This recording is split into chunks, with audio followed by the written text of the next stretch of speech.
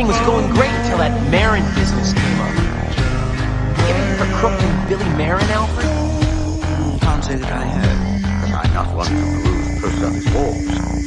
I think Batman has. There. Billy Marin, alias Simon Dirks, Sid the Squid, Killer Coburn, Punky Lesh. But who is he really? Zuko. Oh, my word. Finally. Hey, that's the guy, but... Come on, honey, we're on. Dad! You can't take Zuko away from me.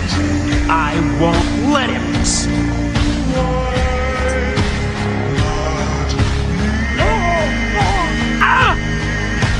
I don't believe this! You're through, Zuko. Forever. Is that so, birdie boy? I've waited a long time. Keep away from me! No! Don't! Please! Robin! Enough. You can't let your emotions get the best of you.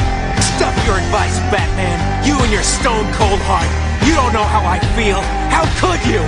Batman, I didn't mean it. I'm sorry. I'm sorry about your loss. Thanks, Mr. Wayne, for everything. I heard you paid for all this.